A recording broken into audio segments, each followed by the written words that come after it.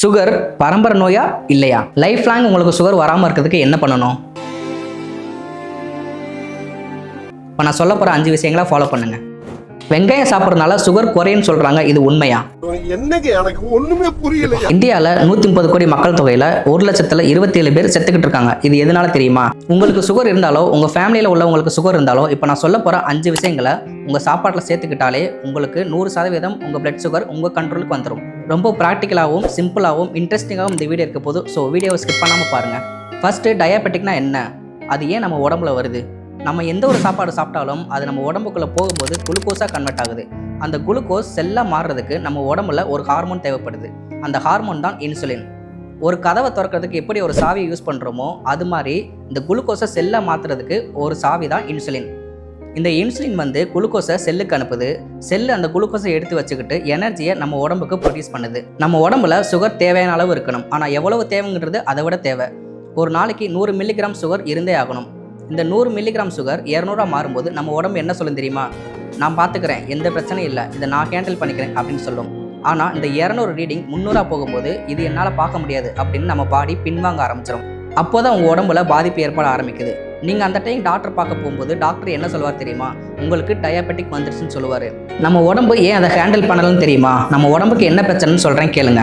நம்ம பிளட்டில் தேவைக்கு மீறி குளுக்கோஸ் அதிகமாகும் போது அதை செல்களுக்குள்ளே திணிக்கணும்னு நினைக்கும் போது இன்சுலின் அளவு அதிகமாக சுரக்க தேவைப்படும்.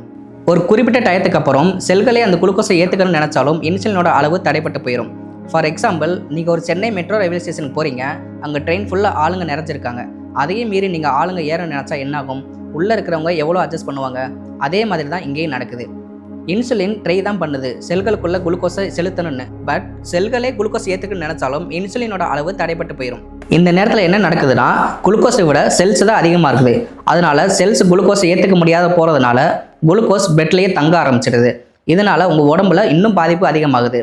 பிளட்டில் குட்டி குட்டி மைக்ரோஸ்கோபிக் கழிவுகள் இருக்கிறதுனால பிளட்டும் தடைப்பட்டு போயிடும். ஃபார் எக்ஸாம்பிள், ஒரு சாக்கடை கழிவுகள் எப்படி ஒரு ஓஸ்லேருந்து மெதுவாக வெளியே வருமோ அதே மாதிரி பிளட்டில் குளுக்கோஸ் போய் அடைச்சிக்கிறது. இதனால நம்ம உடம்புல பிளட் சுகர் லெவல் அதிகமாயிருது. ஸோ பிளட் சுகர் லெவல் அதிகமாகிறதுனால உங்களுக்கு பிளட் சர்க்குலேஷன் ப்ராப்பராக நடக்காது. ஸோ பிளட் சர்க்குலேஷன் ப்ராப்பராக நடக்கலைன்னா நம்ம ஒவ்வொரு ஆர்கன்களையும் பிளட் போய் சேராது. இதனாலேயே இன்னும் அதிக பாதிப்புகள் நம்ம உடம்புல ஏற்படுது. இதனால தான் diabetes is considered as mother of all டிசீஸ்ன்னு சொல்கிறாங்க. அதாவது எல்லா நோய்களுக்கும் இது ஒரு முன் உதாரணம் சொல்கிறாங்க. இப்போ நான் சொல்கிறத ஃபாலோ பண்ண ஆரம்பித்தாலே பிளட்டும் செல்லும் இன்சுலின் சொல்கிற பேச்சை கேட்க ஆரம்பிக்கும். உடம்பு நார்மல் ஆயிரும். உங்களுக்கு சுகர் லெவல் கண்ட்ரோல் ஆயிரும். ஆனால் நாம் என்ன பண்ணுறோம்? பிளட், ஆன்டிபயோட்டிக் இந்த மாதிரி போட்டு நம்ம உடம்பு நாமளே கெடுத்துக்கிறோம். அது கூடவே குளுக்கோஸ் அதிகமாக இருக்க சாப்பாடையும் சேர்த்து சாப்பிட்றோம். ஃபார் எக்ஸாம்பிள், நீங்கள் ஒரு கடைக்கு போகிறீங்க, ஒரு கொக்கோ-கோலா வாங்கணும்னு நினைக்கிறீங்க. அதில் 100 ml கொக்கோ-கோலாவில் 10 டீஸ்பூன் சுகர் ஆட் பண்ணியிருக்காங்க. அது கூடவே கேக்கு, சமோசா, பிஸ்கட், சிப்ஸு இந்த மாதிரி எக்ஸ்ட்ரா நீங்கள் ஸ்நாக்ஸ் சாப்பிடும்போது அதுவே உங்கள் பாடியில் எக்ஸ்ட்ரா குளுக்கோஸாக மாறி ஃபேட்டாக தங்க வாய்ப்பு இருக்குது. இதுதான் நாளடைவில் உங்களுக்கு தொப்பையாக மாறுது. இதில் நீங்கள் புரிஞ்சிக்க வேண்டிய விஷயம் என்னென்னா, சுகர் ஒன்றும் அதுவாக உருவாகிறதே கிடையாது. இது ஒரு டயட்ரி டிஸார்டர் தான். நம்ம எடுத்துக்கிற ஃபுட்டு மூலமாக தான் டயாபெட்டிக் வருது. நம்ம சாப்பிட்ற சாப்பாடு அதிகமாகும் போது சுகர் லெவல் அதிகமாகுது. நம்ம கண்ட்ரோலாக சாப்பிடும்போது சுகர் கண்ட்ரோலாக இருக்குது. ஒரு மாடர்ன் சயின்ஸ் ரிசர்ச் படி சயின்டிஃபிக்கலி ப்ரூவ் ஆயிருக்கு. அது என்னன்னா, சுகர் வந்து ஜெனட்டிக் மூலமாக வருதுன்னு சொல்கிறது உண்மை கிடையாது. ஏன்னா 10 to 15% மக்களுக்கு மட்டும்தான் ஜெனட்டிக் படி சுகர் வருது. அதுவும் அவங்க தப்பான உணவுகளை எடுத்துக்கிறது மூலமாக தான் வருது. இதுலேருந்து என்ன தெரியும்னா, நம்ம உணவுகளை நம்ம கரெக்ட் பண்ணிக்கிட்டாலே சுகரை நம்ம கண்ட்ரோல் பண்ணிக்கலாம். லைஃப் லாங் உங்களுக்கு சுகர் வராமல் இருக்கிறதுக்கு என்ன பண்ணணும்? இப்போ நான் சொல்ல போகிற 5 விஷயங்களை ஃபாலோ பண்ணுங்கள். Number 1, salad. நீங்கள் ப்ரீ டயாபெட்டிக்கில் பாதிக்கப்பட்டிருந்தாலோ இல்லை டயாபெட்டிக்லே பாதிக்கப்பட்டிருந்தாலோ உங்கள் லஞ்ச் ஆர் டின்னருக்கு முன்னாடி சாலட் எடுத்துக்கிறது ரொம்பவே அவசியம்.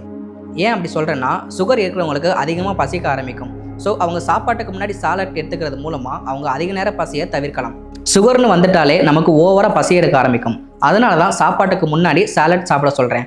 லஞ்சில் நீங்கள் பீட்ரூட், வெள்ளரி, கேரட், முட்டைக்கோஸ் இதெல்லாம் நீங்கள் சாப்பிட்டுக்கலாம். பச்சையாகவும் சாப்பிட்லாம். பச்சையாக சாப்பிட விருப்பம் இல்லாதவங்க லைட்டாக ஆயில் போட்டு கொஞ்சமாக உப்பு போட்டு ஃப்ரை பண்ணி சாப்பிட்டுக்கலாம். வெங்காயம் சாப்பிட்றதுனால சுகர் குறையுன்னு சொல்கிறாங்க, இது உண்மையா? ஆமாம். ஸோ நான் ரெக்கமெண்ட் பண்ணுறது, உங்கள் டின்னருக்கு முன்னாடி நீங்கள் வெங்காயம் சாப்பிடுங்க. ஏன்னா வெங்காயம் சாப்பிட்றது மூலமாக உங்களுக்கு ரொம்ப நேரம் பசி எடுக்காது. அதுவும் இல்லாமல் வெங்காயம் உங்கள் பிளட் சுகர் லெவலை கம்மி பண்ணி கொடுக்கும். நம்பர் 2, இன்னைக்கு டயத்துக்கு நம்ம மதியம் என்ன சாப்பிட்றோம்? எல்லாரும் ஒயிட் ரைஸ் தான் சாப்பிடுவாங்க.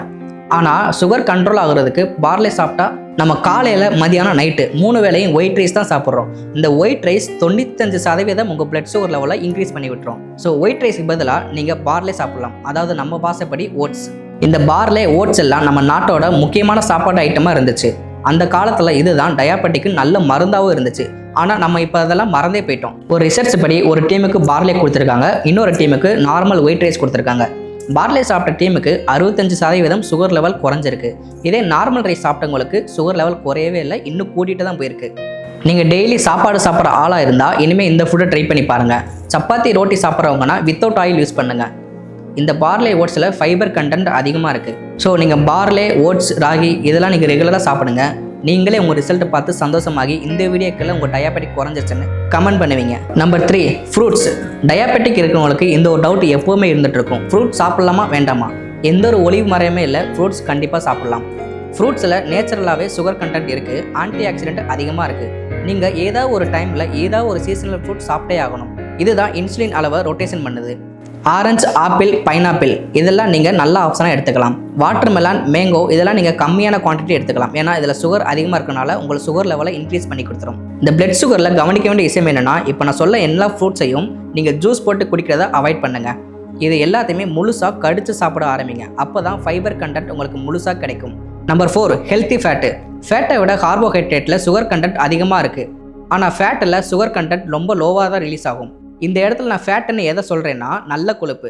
நல்ல கொழுப்பு means nuts, sunflower seeds, flax seeds, walnut, தேங்காய் இது எல்லாமே நல்ல கொழுப்பு சேர்ந்தது. உங்களுக்கு ஈவினிங் டைம் பசி எடுக்க ஆரம்பித்தா நீங்கள் தேங்காய் சாப்பிட்லாம். இந்த மாதிரி ட்ரை ஃப்ரூட்ஸ் சாப்பிட்டு பாருங்கள், உங்களுக்கு நல்ல ரிசல்ட் கிடைக்கும். நம்பர் 5, பயறு வகைகள். சுண்டல், வெள்ளை சுண்டல், பச்சை பட்டாணி, பாசிப்பயிறு இந்த மாதிரியான பயிறு வகைகளில் புரோட்டீன் அதிகமாக இருக்குது, சுகர் லெவலும் ரொம்ப கம்மியாக இருக்குது. உங்கள் லஞ்ச் டைமில் ஏதாவது ஒரு பயிரை கண்டிப்பாக சேர்த்துக்கோங்க, உங்களுக்கு சுகர் லெவல் ரொம்ப ரொம்ப கம்மியாயிரும். இப்போ நான் சொன்னதில் உங்களுக்கு புரிஞ்சிருக்க நம்புகிறேன். புரியாதவங்களுக்கு குட்டியாக சின்ன ஃபார்மில் சொல்கிறேன். சுகர் இருக்கிறவங்க மார்னிங் ஃப்ரூட்ஸ் சாப்பிடுங்க, இல்லைன்னா ஓட்ஸ் சாப்பிடுங்க. லஞ்ச் டைம் வித்தவுட் ஆயிலோட சப்பாத்தி சாப்பிடுங்க, அது கூடவே சுண்டல் முக்கியமாக இருக்கணும். ஈவினிங் பசி எடுத்தால் ட்ரை ஃப்ரூட்ஸ் சாப்பிடுங்க. நைட் டின்னருக்கு முன்னாடி வெங்காயம் சாப்பிடுங்க. இதெல்லாம் நீங்கள் ரெகுலராக ஃபாலோ பண்ண ஆரம்பித்தாலே உங்கள் சுகர் லெவல் காணாமல் போயிடும். இப்போ நான் சொன்னதெல்லாம் நீங்கள் ஃபாலோ பண்ணிங்கன்னா என்றைக்குமே உங்கள் சுகர் லெவலை உங்கள் கண்ட்ரோலில் வச்சுக்கலாம்.